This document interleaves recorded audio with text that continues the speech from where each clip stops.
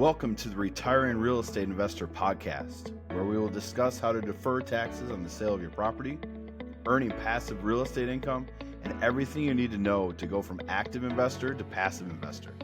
Join us as we interview passive investment sponsors, explore the journey of other retiring real estate investors, and share our due diligence process we perform to select passive investments. Investment advisory services provided by Insight Investment Advisors, LLC, a registered investment advisor. This podcast is only intended for clients and interested investors residing in the states in which we are registered to provide investment advisory services or exempt from registration. Please contact us to determine if the firm provides investment advisory services in the state where you reside. All content on this podcast is for informational purposes only and should not be considered investment advice.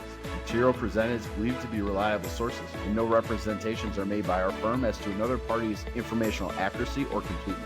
Insight Investment Advisors, LLC and its representatives do not provide tax or legal advice, and nothing herein should be construed as such. Always consult with your tax advisor or attorney regarding your specific circumstances.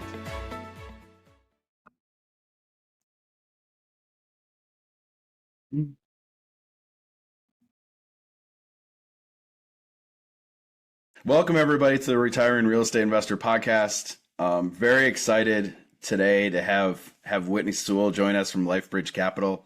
Whitney reminded me that we did a podcast before. I said 3 years ago, he said 4. I said, stop. I don't want any more time to lapse between these things. But Whitney was very inspirational to watch Whitney when what he does with his podcast. And to be on there, and then the traction that we got was part of the inspiration for us to start our own. So let's start there, Whitney. Thank you for being, you're in essence part of this show. Maybe you don't even know it. No, I didn't know that, Brandon. I've heard that so many times, and I had no idea. So I'm grateful to be here on your show as well. It's awesome. Let's start here. Give our listeners a sense of who you are, your firm, how you got to this space. Give them the background story of your life. Yeah, please ask any questions about it as I go through. But ultimately, March of 2001, I joined the military, and that was 6 months before 9/11. Obviously, had no idea what was about to happen. Shortly after, found myself spending a year in Iraq, and the Lord used that in many ways to teach me lots of things that I just never imagined that I would be a part of or be doing, or unfortunately, not everyone in my squad made it home, and so I'm very grateful to have made it home. Not only just physically, but mentally as well. So many guys are, just really struggle, guys and gals, with things that they had to do and see, while they're in combat, and it's very difficult. But I was thankful to come home, and I started working for Kentucky State Police, and loved being a first responder. There are 1,200 applicants for 5 positions. I was blessed to have one of those, and I love doing that. I would have done it for free the first couple of years. I love the service, the discipline, the uniform, and just being the first one to show up when somebody's in distress, right? And being able to help them. However, I got married shortly after that and found out it was going to be hard to support a family on $28,000 a year. I didn't even that didn't even cross my mind before that. I just enjoyed doing what I was doing, but it led us into my wife and I just praying and thinking, hey, what else can I do? I really only felt qualified to wear a uniform and to serve in that way. But I felt kind of helpless. I didn't even know there was this like big world of opportunity out there. Honestly, I grew up in a one stoplight town, and most people honestly don't leave. Unfortunately, military helped me to get out of that, and just see this bigger world out there. But at this time, I somehow was exposed to this thing called rental real estate, and I started reading enough to figure out, wait a minute, like lots of people have built wealth in this thing called rental property, and so I started doing research and reading some books, and thought, what, if all of these people can build wealth in real estate, we can do something. And so at this time, I still thought, hey, like being a police officer was probably going to be a career for me. I wasn't going to ever be able to leave that. But if I could just supplement our income by like $200 a month, that would be a big deal at that time. That would have been a major deal for us. So bought 2 triplexes, and somehow I look back and think, why did the bank give us that loan? It makes no sense, right? It makes no sense, but they did. And so we learned a lot the hard way. And I call it a lot. We received a lot of brain damage during this time, and just with tenants and deferred maintenance and all these things that, man, we just really got run through the ringer. But I still kept pursuing something else that I could do. I then became a federal agent. And when I went federal, that moved us to Virginia from Kentucky. It was better income, better benefits, better hours, all those things. But quickly, I hit another ceiling. Like within 3 years, I'd maxed out everything I could make, in that position, or it was going to cause me to travel all over the country. And my wife and I just said, you know what, that's just not what's best. And so a few years after that, I just still knew that real estate could build wealth, and I still had this like earning to be an entrepreneur and have our own business. And when we moved to Virginia, Brandon, my wife and I, the first weekend here, we went to this event. We thought we want to meet some people, and we heard heard a pastor talk about how they had adopted, and how there was over 150 million orphans in the world. And this, and I want to tell the part of this story because it shapes everything who we are at LifeBridge Capital and our family, and so when we heard him talk about that, this was brand new to my really newlywed. I mean, we were still newlywed at the time. I mean, we hadn't been married long. We had never talked about adoption. We had never met anybody that had been adopted or had adopted a child. But on our way home from this event, all we could do is ask ourselves, well, like we desire to have a large family. Like, what a good opportunity for us to be able to love some of these children and bring some of these children into our home. And so it seems so simple, but within a week, we applied to adopt from Ethiopia, really having no idea what we were getting into, right? Thankfully, I'm thankful for our ignorance at the time of the process of adoption. But 2 years later, our first son, Samuel, comes home from Ethiopia. We started the process again, thinking it was going to take a long time. 10 months later, our second son, Elijah, came to our family through adoption. A few years later, Eden Joy, our first daughter. And now we have another daughter, Selah, who's 14 months, who also came to our family through adoption. And so the Lord's just shaped our family in a massive way through adoption. But going back a little bit, when I was the federal agent for a number of years, my wife and I was also training horses professionally. I know you hear that all the time. That's the way most people become successful in real estate, is by training horses professionally, right? Of Brandon? course. Yeah, that's, I mean, you're at almost every podcast we have. It's exactly, this is the whole origin story. Like, I'm so bored right now. I'm telling the story. So I was federal agent during the day, and I was training horses at night. Ultimately, I would give lessons and train our own horses, and it was just a passion of mine since I was a little boy. And I'm getting to a major turning point here. But ultimately, my wife and I were walking on the beach one fall, and we were just praying and thinking, Lord, is this what we're supposed to be doing? Is what we're doing now going to get us where we want to go 5 years from now, even 10 years from now? And the obvious answer at that point was no. And it really took this like downtime to get out of that just daily grind, to really reflect on a bigger picture, right? And we just said, you know what, if we want something different than say what everybody else that we know has, or we want to be able to give more than what we've ever been able to give and build some wealth, like, we've got to make different decisions than what everybody else is willing to make. And so we came home, this was like September, and sold our farm. And we put it on the market, and it moved really fast, faster than we expected. And so between Christmas and New Year's, which I wouldn't recommend moving during this time, but we were moving out of this farm. Everybody called us crazy. Our family thought we were crazy. Our church family thought we were crazy, or just thought there was something wrong, right? Like, there's got to be something wrong at the Sewell household because they're selling their farm and moving out. And we were just like, no, we just know it's kind of now or never, and we got to make some big decisions here. And so that's when the real estate business started. That's when the daily podcast started. That's when I just said, you know what, we're gonna cut all these things off. Not that they're like bad, but they're just not what's best. And then we're gonna turn our complete focus on building this business. But also, because of our struggles through the adoption processes, which most people don't know, it can cost 50 to 75 grand to bring a child home through adoption. And it's, we just consider it oh my goodness, the words left me, but a ransom. We consider it a ransom, for these children, right? But the more I started speaking about this, Brandon, more people started saying, hey, Whitney, we would love to adopt, but we can't afford to adopt, and so we started a foundation called Omna, and Omna's Hebrew. It's from Esther 2:20, where it says she was brought up by him, and it means to nurture as a child. And so Omna Foundation's now partnered with over 50 children. That's 50 families, I'm sorry, that have brought children home. And that's become the big mission behind LifeBridge Capital. Obviously, our multifamily real estate business, we have about 1,700 units now across the country, mostly in the West and Midwest. But the big mission behind that business has always been to help these families bring their children home through adoption. And that's a lot I just shared with you, but that's kind of how we got where we're at, and why. That's our big mission behind the real estate business as well. No, this is an awesome story, and it is super unique. We joke, but it is extremely unique story about how you got there. There's about 6 or 7 strands I want to run down. Here's where I want to start. While you're going through this, all right, so we're doing the Kentucky police thing. We're moving to Virginia. We're training horses. In the background, tell us about what was going on the real estate side.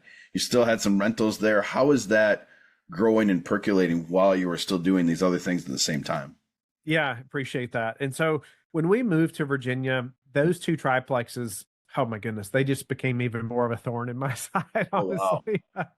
Because now I'm not only managing properties that just have a lot more deferred maintenance than I thought they had, and it's not in the best part of town, and so there's a lot more hand holding of tenants and verifying tenants, all these things, trying to keep them rented. But now I'm doing it from 8 hours away. Yeah. So I would literally buy appliances in Virginia during the week, and I would run there on the weekend and change appliances, do maintenance, maybe rent some apartments, and then come back to Virginia.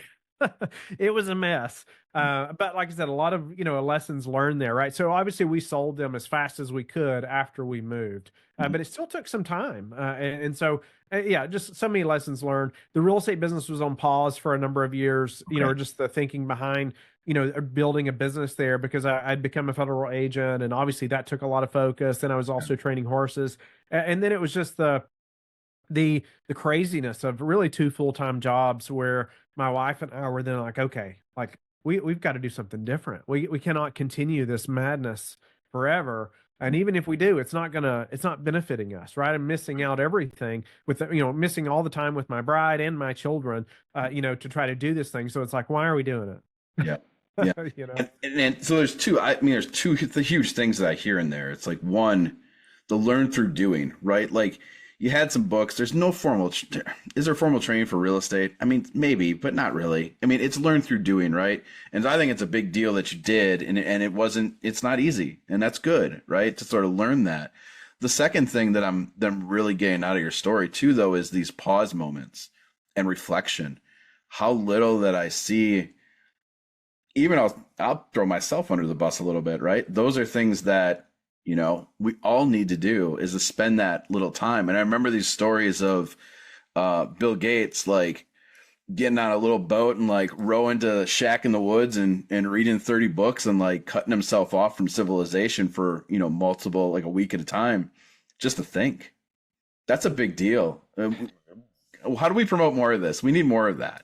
Right. Yeah, was that planned things that you did? Was it planned to like take those pauses, or was it sort of more gnawing at you as you're going through your everyday routine? Like, this doesn't feel right. When we went to the beach that time, and really where that began, that thought process of making these massive decisions, we didn't plan that when we went there. But it was just a vacation. I'll never forget my wife and I just walking and praying and just having downtime, right, to think.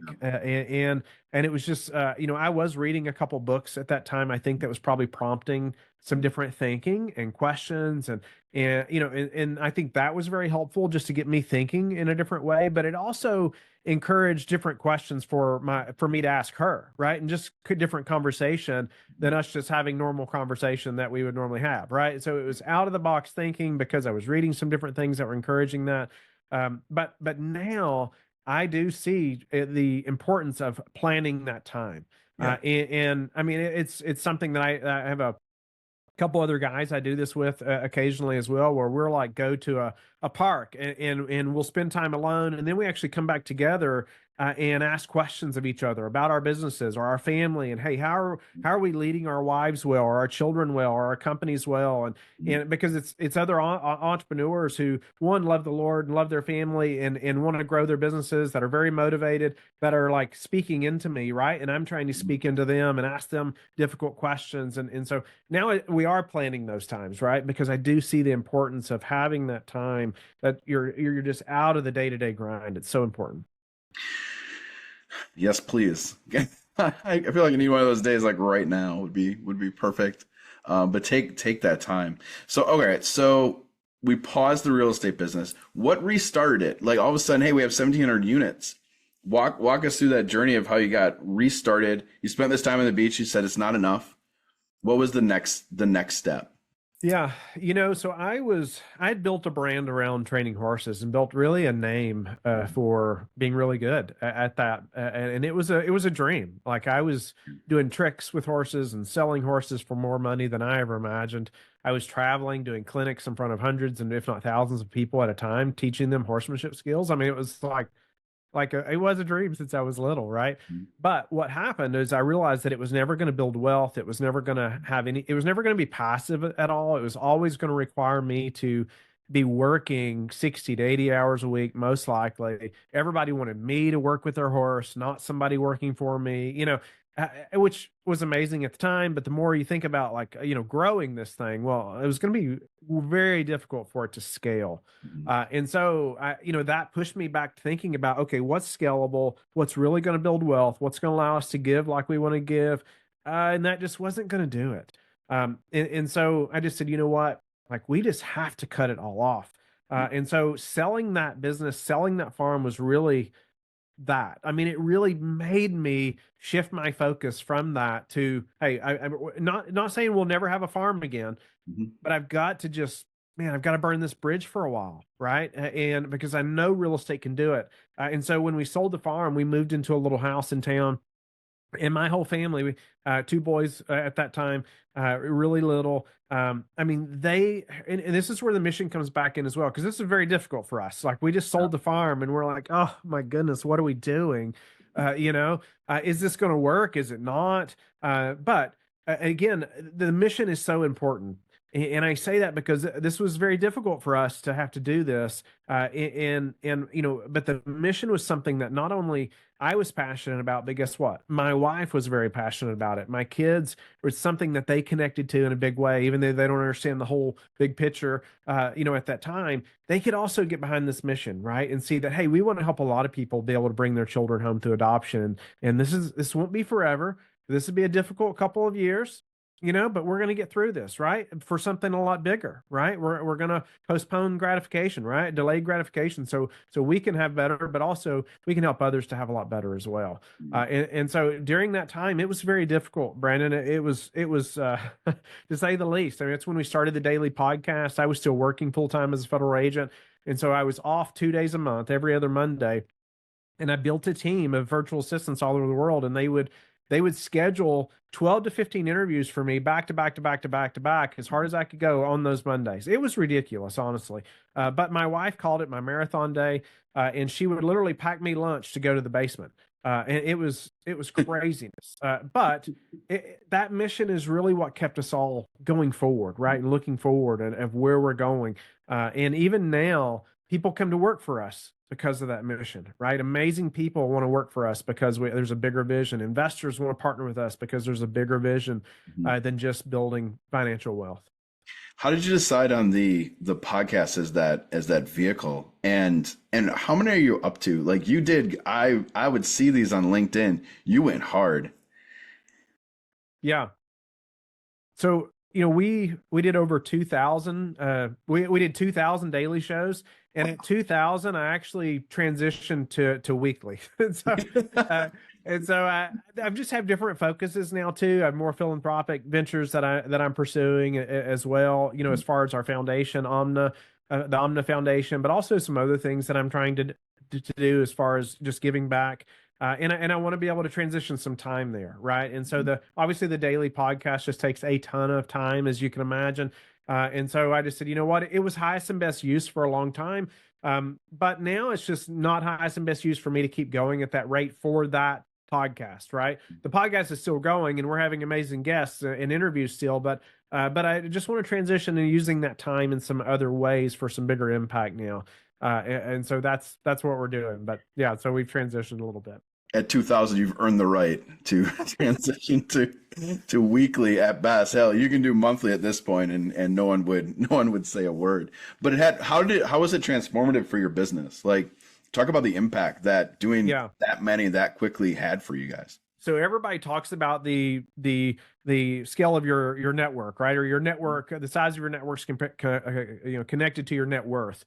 Mm-hmm. And I can personally say that I am a reflection of that, or an example of that definition in a massive way. No doubt about it. And so, people say, oh, was it worth it? Because they cannot imagine how hard it's been to do a daily show for that long, right?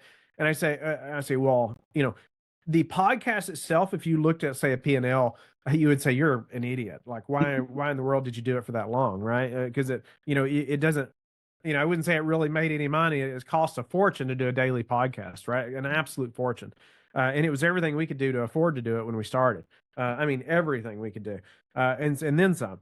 But if you looked at the growth of our business as well, you'd say, oh, wait a minute. Like, oh, no doubt it was worth it. No doubt it's been worth it. It allowed me to meet, 30 people a month in our space that would typically never talk to me, early on like that, right? Yep. It allowed me to ask questions of all the experts in our space, right? Yep. So you can bet that if we had a problem in our business that we're trying to figure out on a deal or raising money, whatever it may be, and I'm interviewing 15 people that day, there's somebody that's going to have the answer. Mm-hmm. And you better believe I'm going to ask it. Yeah. Right. And so it became our own university as well. And so it just allowed us to learn quickly. But, partnerships have come from that. Investors have come from the podcast. Like so many things, have come from that podcast, from just going as hard as we could go and meeting as many people as possible, from the very beginning. Yeah, I kind of speak the same thing when folks ask us about, like, why are you doing this? Are you sure you should be spending your time doing that? Like, what are the metrics? I'm like, you don't get it, do you? Not quite understanding it yet. Like, and all the value there, right? Like, for our listeners to hear some of these things, when prospective clients come to us, they feel like they know us because they've been listening to us. That's huge. They're getting value in education. But yeah, the two components there I think a lot of people miss is the value in education that I get and that you got out of doing it, and then the connections and people you got to talk to. It's almost invaluable to think about it that way. I don't think folks think about it that way when they ask me just what the numbers are. Like, I don't really I think often people are looking for reasons not to do it. There it is. Right. They are. They're just looking for reasons not to do it. So they ask those questions like, well, how profitable has it been? Well, I'm like, well, you can't really measure it like you do a typical business, right? But if you connected our business, if you looked at our business and the growth, you would say, okay, well, it's been very worth it. Yeah. Right. Yeah. But yeah, I just think often people aren't really committed to it, right? They're not really wanting to do it. No, we call this is a mandatory requirement now. We have to. There's no reprieve for it. There's no discussion about doing it or not. We just have to do it. Let's pivot a little bit. Let's talk about LifeBridge Capital. Let's talk about the real estate. So you mentioned to me before we started, looking at some new deals. Finally, it sounds like naturally the market's been slow. Talk to us about the current state of affairs, of what you're sort of looking at and how you're approaching the market. Yeah.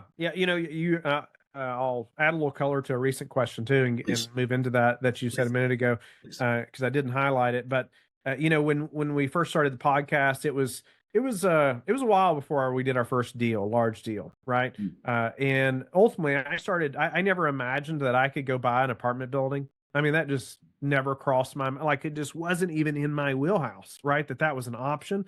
I really thought those people had been doing this for 30, 40 years before they're going to buy a $10 million property, right? But I started meeting people, Brandon, who were buying 100-unit apartment buildings, and they'd only been in the business a year or two. And I'm like, wait a minute, if those people can do it, I can do it too. Too, right? And so that, it really opened my eyes, going to some conferences and meeting some people and thinking, oh my goodness, like, we can figure this out. And so So we started the podcast, and moved forward a couple years, met my business partner. I had been asked to partner by lots of people and honestly just didn't feel like it was a good fit. Yeah. And thankfully, and said no. But I met Sam, my business partner, and man, he was just very motivated, very skilled, very knowledgeable. And we just really had a lot in common personally. Our faith, our family was very important to us. Those two things were more important than business to both of us. And so we just really majored on the majors, on the same majors, I'll say, and so, and what I loved about that is that, hey, he's not going to expect me to sacrifice my family to go have a successful business, because I'm not going to do it if I can keep from it. Right.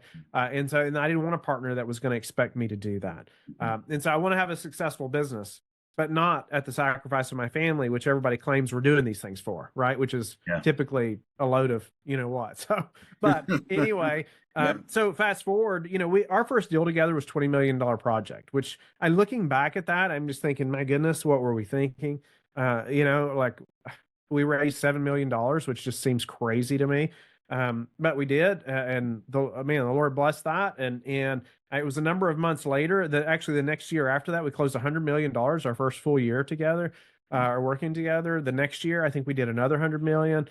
So we were moving really fast, but then a few years in, whatever, COVID hits as well, and we just still had a lot of growth though, and then the last 18 to 24 months have been so slow. And I would say the first 6 to 12 months there, man, we were just really racking our brain thinking, like, what are we doing wrong? Like all these other guys are doing deals, and why aren't we finding anything? Like what's going on? And so it was pretty discouraging, honestly, thinking like, why aren't we still growing, or I don't know. We didn't have a good answer for a while, except, hey, interest rates are way too high for us to buy this deal and that deal and that deal and that. Like we can't. Well, I don't know. I don't know how they're buying that deal over there. I don't know what they're doing, honestly.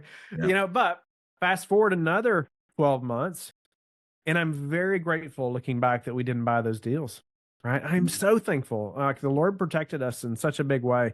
I'm so thankful we stuck to some hard and fast things that we stick to. I mean, as far as like, hey, we can't, if it's not going to produce this kind of return, we're just not going to do it, or whatever. If we can't get this type of debt, we're just not going to do it, or, whatever, as opposed to bending on those things. And so not to say, we haven't had some deals that have had some struggles as well, but nothing like so many operators that I know over the last 2 years, unfortunately, have struggled with. And so it's been a little discouraging in the beginning, but now I'm even more encouraged. And I know this won't air for a little bit. Potentially, I didn't ask you that, but like this week we have 2 closings. We're buying one and selling one, and so I feel like it's a big turning point for us, and for our team, right? And so very few people could support a team for 18 months or longer, right, and not have to lay people off. And I'm so thankful that we didn't have to, right? But then this week obviously is really big for our LifeBridge and our team, and I hope it's a big shot in the arm, honestly.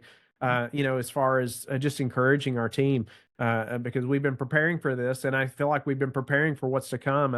We just see more transactions now than we have in 2 years, right? More potential deals that we're looking at, that we're even excited about. Even if we don't win the deal, hey, if we were best and final on a couple deals last month, hey, that's more than we did the last 6 months.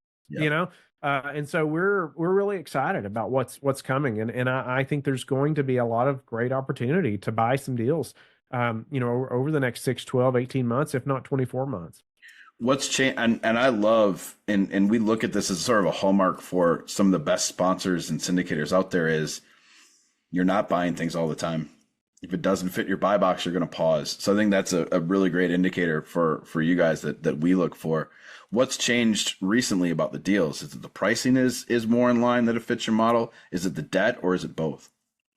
I would say it's both to some degree. A lot of sellers, I think, have now had time to come to reality a little bit.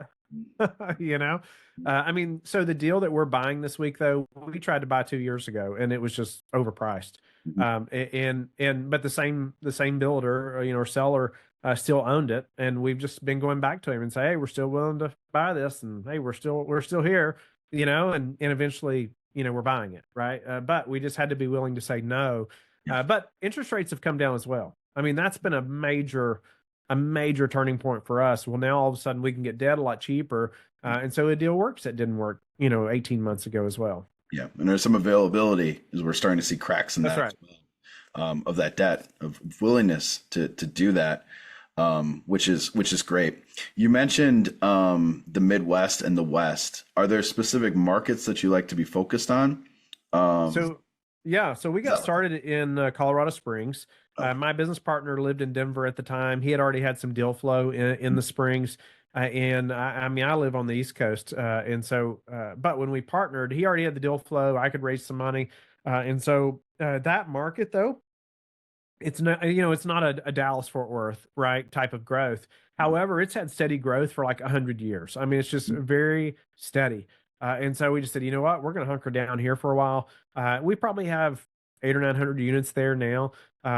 So we've grown a lot in that market. But then we also have bought a few hundred units in Boise, Idaho, of all Class A property there. And then we bought a portfolio in Kansas City, Missouri, and that's where another that a deal that we're closing this week we're buying is there this week as well. So and it's just a great addition to the portfolio we already have there. So yeah, so West and Midwest, and it's been a really good. I'm thankful that we targeted those markets. I mean, for the individual market's sake of growth, but also a lot of investors are focused in the East, Southeast, right? With other operators, and so we've been a great option for investors to be diversified across markets, as well. I think there's a lot to be. I think we'll probably step back over the last 5, 6, 7 years and sort of look at these different markets and how they behaved. And I think people will come to the conclusion that, maybe we underlooked the Midwest a little bit. The stability is maybe nice. And what we're seeing in some of these, and you see it too, of course, right? In some of these hotter Southeast markets, rental rates up, down, up, down. It's a roller coaster to sort of ride on. That makes it difficult. I mean, that's hard to operate. Which I'm sure. I mean, have you seen much of that from a rental rate in the Colorado areas? Does that remain pretty steady? I would say we have seen it a little bit, yes. Okay. But I do think it's been fairly steady. But not completely. That's for sure. I don't want to mislead anybody there to think it's just been amazing the entire time. But what something else you ask about kind of ties into this as far as the type of deals we're looking for. I think our buy box has changed a little bit too, but also the return metrics that we've been after. I think we've changed a little bit also, and so but. When I say that, it's allowed us to go pursue newer assets, and so we're buying mostly Class A, mostly brand new stuff right now. And what I have found, Brandon, over the last number of years is that while investors love seeing, especially 5, 6, 8 years ago, they love seeing those projected, I'll say, return metrics of, let's say, 18, 20, 25% IRRs, all these big metrics, right? Yeah. And that seems great. Oh, they were so ready to put their money in at that time. Right. But then over the last few years, well, guess what? Those deals aren't performing. Right. And so now there's, no distributions or, a lot, and unfortunately, a lot of capital calls at the moment. Right. And so what I find, though, is that soon as distributions have to be stopped, or even if they lessen a little bit, a lot of operators or investors panic. Sure. Right. And they feel like, oh, my goodness, what's happening with this deal? It's, is it just falling apart? And well, no, that doesn't mean that, it could just be because, hey, we've part of our business plan was to have to evict 25 units or 30 units or whatever. So the cash flow is going down, right? And so there's some of this, right? It's not always bad. But just when you're going through your business plan, sometimes the cash flow goes up and down. And so it does fluctuate the distributions a little bit. And so then investors get scared, right? And so, but what I find is that, hey, investors just want it to be steady.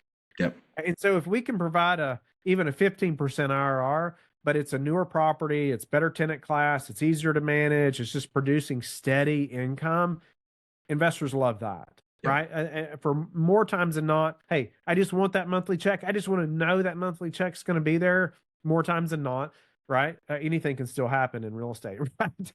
Yes, but this but is not a it is risk-free still going to be asset, ladies and liquidity. gentlemen, as we've Yeah, pounded that's right. pavement on over and over forever. Yes. That's right. But I just want to know that it's steady, right? And not there's not going to be this because most investors, whether they think they're ready for that or not, more times than not, they're not. They're not. They don't want this up and down stuff. And so we like newer assets. They're easier to manage. We got better tenant class. We get less calls on the weekends, right? I mean, less deferred maintenance, all those things, and it's just a steady business plan, Yep. right? And so we're leaning into that more and more. Are we talking new? Are you going after straight from developers when those are finished and looking to stabilize those, or are you looking at stabilized in the buy box? So the last number of deals that we've bought have been from developers, Mhm. and so they are stabilized when we buy them. I mean, we've even put one under contract, before it was even built, which was actually a big win for us. And so, yeah, so we do have to go through that stabilization process, of course, um, but yeah, it's been really good for us to buy directly from some developers that we've built relationships with. How do you think about then for your investors, sort of the hold period on those assets? Do you want to keep those new, and once they become slightly less new, are you looking to exit those, or how are you thinking about the exit? Yeah. So some of one of those we're selling this week. And it's a property though that, man, if we could keep it 10 years, I probably would. However, when somebody makes you an offer that's going to hit all of your projections and then some in a very short period of time, I mean, I we about just have to let it go. You know what I mean? Yep. We have to take those chips off the table. When it's that kind of win for our investors in a very short period of time. We have to move on it. And so some of them, I wouldn't mind if we kept long term. We have long term debt, fixed rate debt, on them, and I'd be okay keeping them. And most investors would love to keep them long term. But hey, if I can double your money and you're upset at me for giving you this big chunk of change, then you'll just have to be upset. Congratulations, on your first world problem. So, yeah, Exactly. Super first world problem, yeah, in a big way, but there's sometimes some of that a little bit.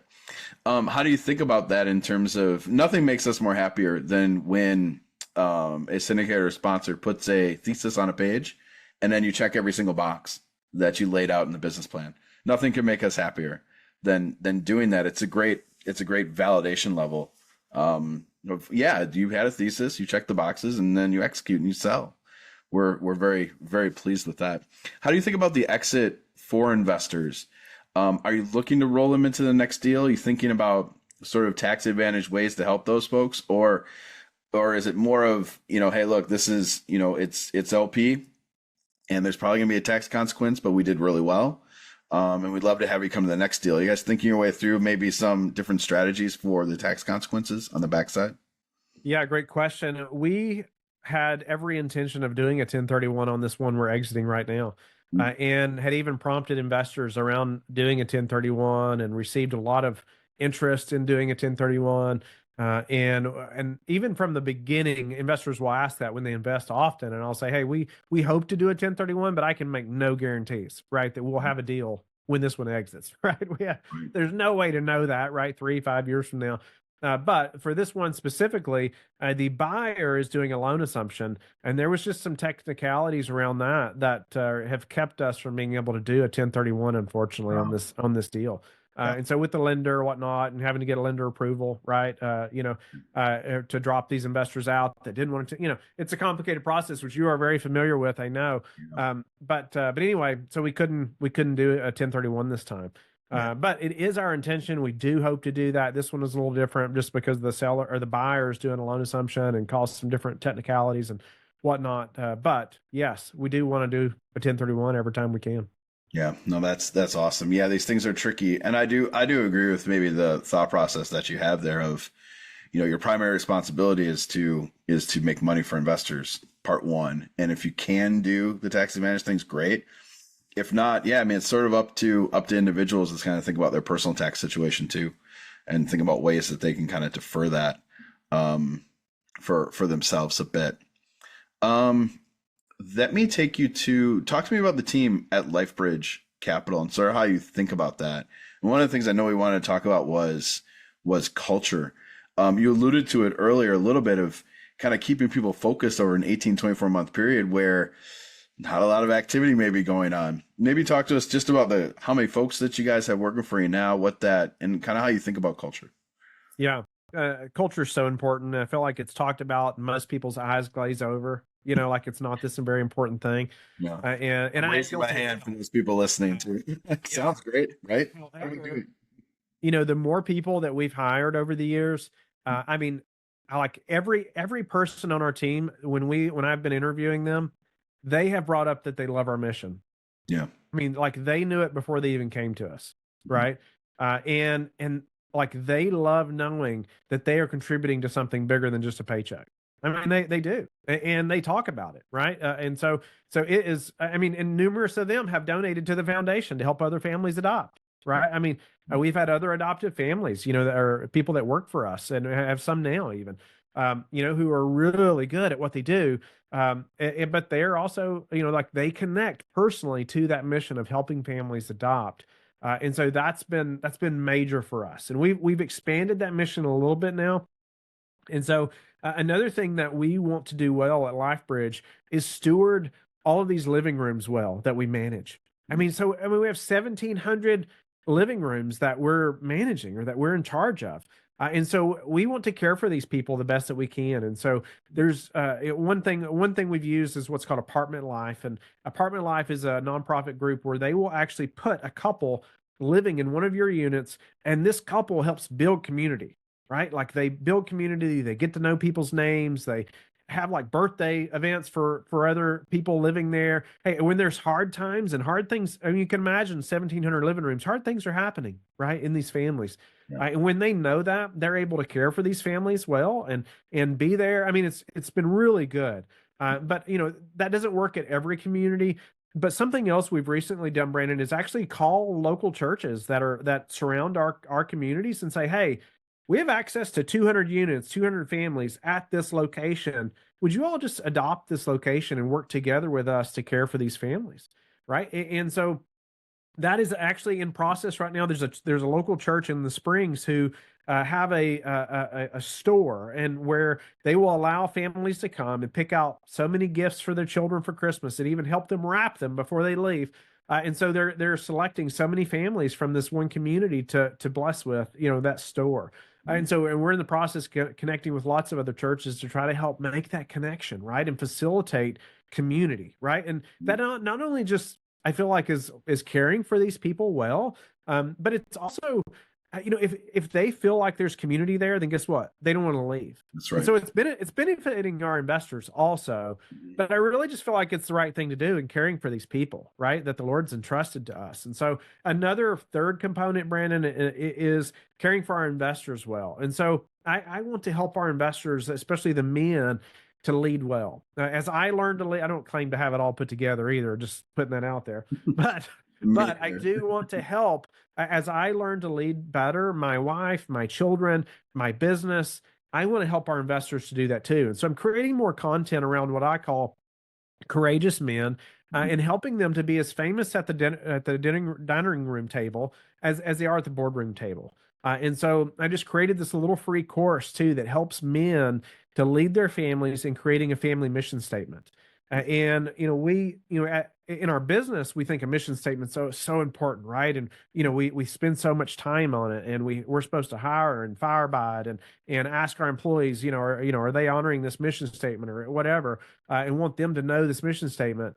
But this family unit at home that's so important, we don't put that much strategy behind, right? And why not? Why don't we be that strategic and that purposeful with this family the Lord's entrusted to us? Because I'm not perfect at it, but I'm striving to do better in leading my wife and leading my children and being highly intentional there as a father and a husband. And so I want to help our investors to do that as well. So it's all behind supporting families.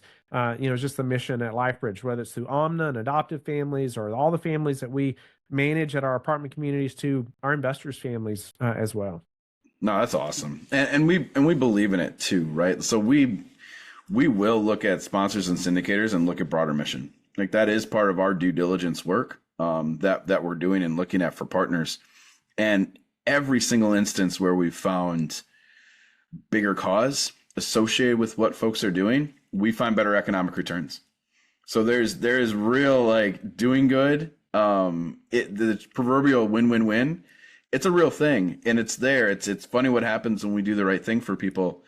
It seems to work out really well for us as well. We just see it over and over again. So you're hitting all those strings right now, and exactly what you're talking about.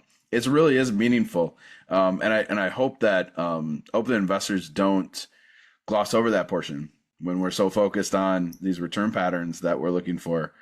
Projected, as you well put out, exactly projected, not actually real in many cases. But some of this stuff's really important, and there's going to be value in that. I love the idea, especially of bringing the churches into these and creating community within that. I mean, that doesn't cost you guys a thing to think about that. And those churches and communities are dying to help anyways, right? That's right. They more times than not, when you can find one that wants to do it, they're looking for that open opportunity, exactly. Right? Yep. And we want to provide. I mean, the only cost to us is our team searching out the churches and having a few meetings to help make the connection and whatnot, and then they're off and running, right? I mean, it's so well worth it. Yeah, I love it. That's phenomenal. Behind you on the bookshelf, and you mentioned it a couple times, what books have stood out? I see a couple in there that I've read. For the folks not watching this, I see the 4-Hour Workweek in there. I bet that had some impact. What are the big ones that helped you as you sort of thought about some of these transitions? Oh, wow. When I was on the beach that time, I think that I was reading the 4-Hour Work, or you know what? It was, no, wait a minute. It wasn't the 4-Hour Workweek. It was his other book, Titans. What is that book he did? It's been so long. Tools of Titans? Tools of Titans. Yes, Tools of Titans. Yeah. Yep. Yeah. So I think that I was reading that book on the beach when we came back and sold the farm. So maybe you shouldn't read it. Okay. Maybe you should read that book. If you don't want your cage rattled, some of these, that's right. Proceed with caution. They will rattle your cage. And a number of, just quick books that I'll tell you that have been really instrumental. I think The Road Less Stupid by Keith Cunningham has I think it's like you can go to any chapter in that book and it's like a business lesson. And so it's just a very basic book, but he's really good at just laying it out. Like I said, you can go to any chapter and it's like its own little bitty book about that topic in business. And so I would encourage anybody to have that book as well. Who Not How by Dan Sullivan, Benjamin Hardy. That's really what I did with the podcast. Who Not How, and 10X is Easier Than 2X is another book that they did, which I would highly recommend. It just encouraged you to think differently and think bigger, and that's what I did with the podcast. That's what I was leaning to there is doing 7 times as much as anybody else. I had to think differently, right, than doing a weekly podcast, and so that's anyway. Those are a couple really good books. Trying to think if there's any. There's so many, but if I was going to pick another one, there's so many that we could talk about. My goodness, those are some pretty good ones. Some of those I haven't read. I'll leave it there. There's so many. So, whether Lloyd Reeves and there's another one called Halftime by Bob Buford. There's so many business books, but there's very few like that one that help you think differently about the rest of your life, and ultimately helps you to start thinking about, man, the Lord's given me all these skill sets or platform, or like in my case, the podcast and whatever, the business, all the skills through that. Man, how can I use that in the next years? Halftime is just the name of the book. It's not really connected to your age. And so this could happen at any time in your life, but how can I use those things to really maximize the kingdom, but to really impact for good the rest of your life, right? And being very strategic about that. And so that's a book I would recommend, no doubt about it, as well. Those are some pretty good recommendations. I'm going to link those up in show notes so people can go after them. And I'm probably going to go buy a few of them myself. I want to be conscious of time, Whitney. What would you like to leave the audience with? This has been awesome. And there's a lot for folks to take out of here, and there's a lot more for us to talk about, but what do you want to leave the audience with? What should they be thinking about? How should they connect with you? you should go to whitneysewell.com, and that's where you're going to learn the most about me and just me personally. But you're also going to find that free course for the 7-day mission statement. So it's a 7-day challenge. And so over 7 days, I'm going to walk you through a really quick video, and there's a printout. I mean, I've tried to make it as easy as I possibly can for you to lead your family in creating a mission statement. And even at the end, I'm going to lead you in even having a little ceremony with your family around this mission statement. And so what you're going to find though is that, hey, when your children when they play a role in creating this mission statement, like they take more ownership, and I'm going to help you think through that, right? And just in having those conversations with your family, because if you just create this thing that sounds really good, but they didn't play a role in it, it's not going to serve you or them, even though you may think it sounds amazing. So it's better to have something that doesn't sound amazing, but has a few words that they put in there, right? That then they're like, hey, I thought of that, right? My 5-year-old, she can point to this thing. Hey, I thought that was me. Like I thought of that word, right? And so then it's like when there's big decisions that they're having to make, guess what they look towards? They know to look towards that mission statement for the, so I would encourage you to go there. I would love for you to do that. It's free. It doesn't, I don't make anything from that, but it's going to serve you and your family. I would love your feedback as well, but you're going to get to know me there, in a big way on that website. Sign up for newsletters or whatever. And I would love to serve your family in that way. That's awesome. That's awesome. What a great resource. And I could probably talk another hour for, what you're doing for men. We need it, man. We need the support. I think we've been a little underserved in some of these areas, and we need it. And I think men want it. So yeah, get out there and check that out for you and your family. It's awesome. Whitney, thank you so much again for coming on. It's great to learn more about you. And again, encourage folks to reach out to you and to check out that site. Thanks, Brandon. Great to connect with you again. I appreciate the opportunity. And all your listeners, thanks for listening. We'll see you next time.